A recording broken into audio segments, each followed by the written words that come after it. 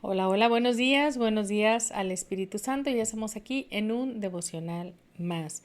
El tema de hoy es: Dios tiene un gosén para ti. Dios tiene un gosén para ti. Y vamos a basarnos en Génesis capítulo 47, versículo 27. Génesis 47, capítulo 47, versículo 27. Amén. ¿Cuántos dicen amén? Damos gracias a Dios porque podemos nosotros saber que Dios, a través de su Espíritu Santo, es el que nos revela todas las cosas. Gloria a Dios. Quiero mientras saludar a todos los que nos están viendo ya. Si pueden compartir, compartan, se los agradecería muchísimo para que podamos llegar a más personas. Hay personas a las cuales yo no puedo llegar, pero tú sí les puedes compartir a tus contactos y en tus plataformas o redes sociales y sería de mucha bendición. Este tema de Dios tiene un gosén para ti viene en Génesis 47:27 y la palabra de Dios dice, en el nombre del Padre, del Hijo y del Espíritu Santo, dice: así habitó Israel en la tierra de Egipto, en la tierra de Gosén, y se multiplicaron, dice, y tomaron posesión de ella, y se aumentaron, y se multiplicaron en gran manera, en gran manera. Entonces lo vuelvo a leer, Génesis 47, versículo 27, y dice, así habitó Israel en la tierra de Egipto, en la tierra de Gosén, y tomaron posesión de ella, y se aumentaron y se multiplicaron en gran manera. Hermanos, esta palabra de verdad que me ha impactado, me ha ministrado, me ha enamorado. Estoy enamorada de estos pasajes, de estos versículos, de esta palabra que Dios tiene. No saben cuánto me ha ministrado el Espíritu Santo, me ha hecho llorar y me ha hecho meditar y analizar tantas cosas porque estamos en el mes de los sentimientos y decisiones, de las emociones y de todas las cosas que pudieran hacernos salir de nuestro estado de confort y de repente explotamos con algunas debilidades que tenemos. Y Dios nos ha estado hablando sobre el dominio propio, segunda de Timoteo 1:7. Dios no nos dio un espíritu de cobardía, sino un espíritu de amor, de poder, de dominio propio y todo eso, ¿verdad? Entonces, vemos cómo es que Dios siempre tiene una palabra para nosotros que edifica, que exhorta, que consuela, que sana, que restaura, que levanta. Y esta palabra de verdad que tiene muchísimo, muchísimo que ver en el tema de las emociones y el tema de las decisiones. Una de las cosas que pasaba con el pueblo de Dios es que era un pueblo que se quejaba todo el tiempo, todo el tiempo. Estuve en días pasados hablándote sobre que la situación del pueblo de Dios, que fueron cautivos 4 siglos, 430 años estuvieron ellos cautivos en Egipto. Y en estos 430 años de cautiverio o en estos 4 siglos, ellos tenían una mentalidad de esclavos, ¿sí? Entonces, estuvimos hablando sobre que tenían que haber pasado 11 días para poder cruzar el desierto, hicieron 40 años. Les explicaba que era porque ellos tenían una mentalidad de esclavos, porque todo el tiempo siempre alguien decidió por ellos, les decían qué hacer y no podían ellos tomar decisiones, y muchas veces a nosotros nos pasa así. Hemos vivido bajo una manipulación, o hemos vivido con una baja autoestima, o hemos vivido sin identidad, hemos vivido sin autoridad, y entonces somos muy vulnerables a cualquier cosa. Hoy estamos con mucho ánimo y queriendo hacer mil cosas, y mañana no queremos hacer nada y no queremos ver a nadie. Entonces, la verdad es importante la salud mental en todos, no solamente en los creyentes, sino en todo el mundo, ¿Por qué? Porque si tú no tienes una buena salud mental, tú no sabes quién eres, tú no sabes qué identidad tienes, tú no sabes cuánto vales, tú no sabes poner límites. Y es importantísimo poner límites, es importantísimo sanar las heridas, es importantísimo soltar las cargas, es importantísimo recibir exhortación, ánimo, una palabra de aliento, que alguien te escuche. Es importante, no tanto una red de apoyo, pero sí mínimo tener una persona que te pueda escuchar y tú querer tener un cambio o querer hacer una transformación en tu vida. Entonces, mientras tú tengas el poder de la voluntad, todo se puede. Si tú no quieres hacer las cosas, ni psicólogo, ni psiquiatra, ni consejero, ni pastor te podrá ayudar, aún ni siquiera Dios, porque tú no le estás dando ese acceso a Él o no le estás dando ese permiso porque ni siquiera tú estás completamente decidido de querer cambiar. El pueblo tenía una mentalidad de esclavo, pero tuvo la oportunidad de cuando salió del desierto, cuando salió de Egipto, iba atravesando el mar, ¿verdad? Y estaba llegando al desierto, tuvo la oportunidad de ir soltando todas sus ataduras, toda su idolatría, todas aquellas cosas del pasado, todo aquello que está de su vida pasada.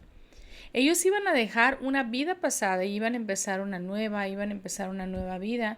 Y una de las cosas que tenemos que hacer para empezar una nueva vida es cerrar los ciclos, cerrar ciclos pasados, terminar las cosas en paz, dejar las cosas resueltas. ¿Para qué? Para que tú no te estreses, para que no andes en conflicto emocional de que es que si le hubiera pedido perdón a esa persona, ¿no?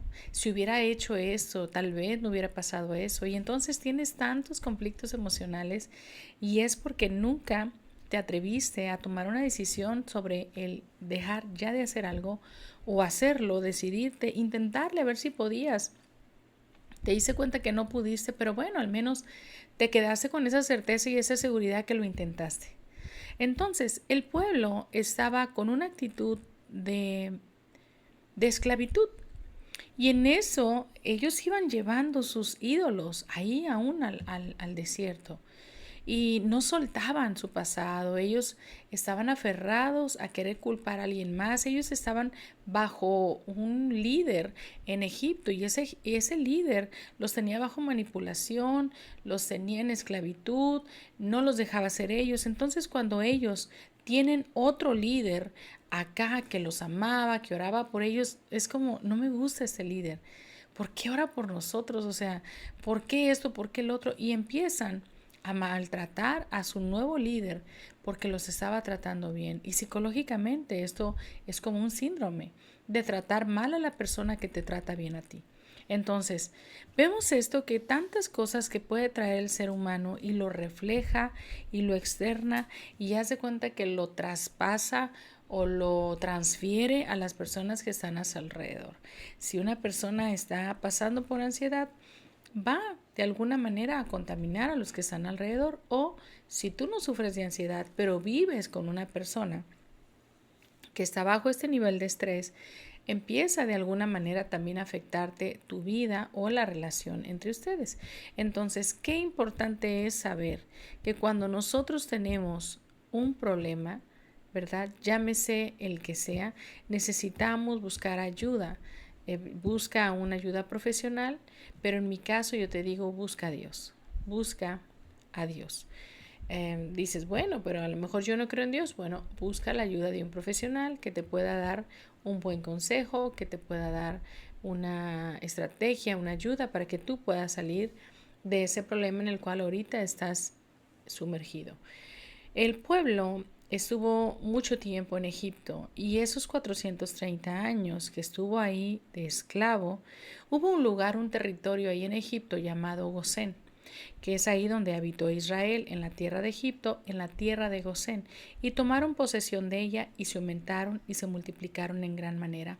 Gosén era un lugar de mucha bendición, un lugar próspero.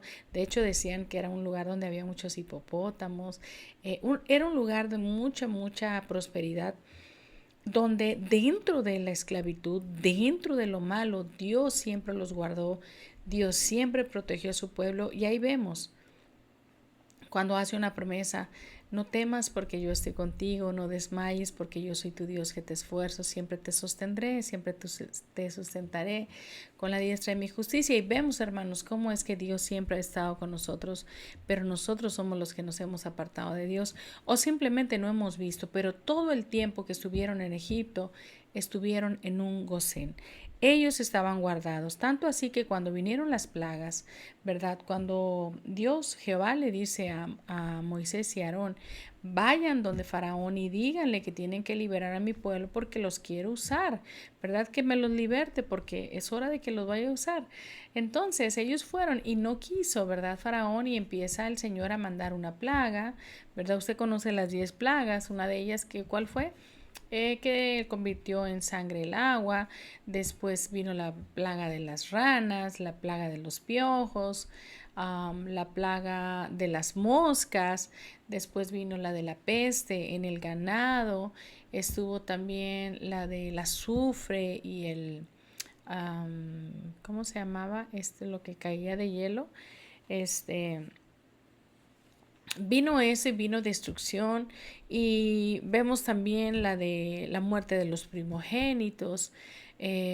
Vemos que en todas estas ellos, Faraón estaba negándose y el pueblo de ellos estaba sufriendo. Vemos como un mal gobernante, aunque está viendo que su pueblo está sufriendo, no tiene compasión ni misericordia. La Biblia dice que un gobernante está para gobernar con autoridad y con amor y no en mal, ¿no? Entonces vemos que él no se rendía hasta que pasó la plaga de la muerte de los primogénitos, donde tenían que pintar con sus dinteles, con estas brochas, ¿verdad? Con la sangre de aquellos animalitos que Jehová les había dado por instrucción de marcar, y sobre esas casas que se supone que era para diferenciar las casas del pueblo de Dios, ¿verdad? De los hebreos.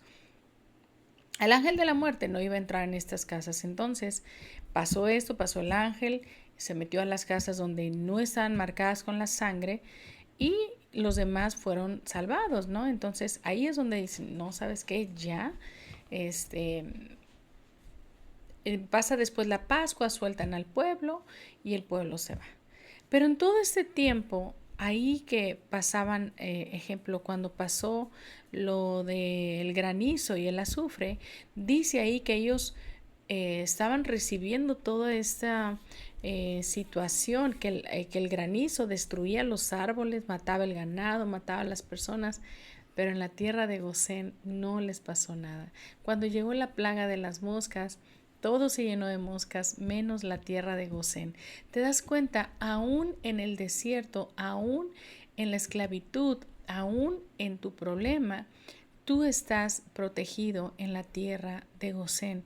Para mí Gosén significa un lugar de protección, y el mundo era como Egipto, ¿no? Entonces, tú y yo vivimos en un Egipto gigantesco que es el mundo, porque en el mundo reina la maldad, pero donde tú estás y donde yo estoy es una tierra de Gosén, es una tierra bendecida donde tú y yo estamos guardados por el ángel de Jehová, guardados por la misericordia de Dios, guardados, y Dios nos provee, Dios nos da todas las cosas que necesitamos, no nos falta el pan, no nos falta nada, y vemos cómo Jehová siempre, siempre va a guardar a los suyos.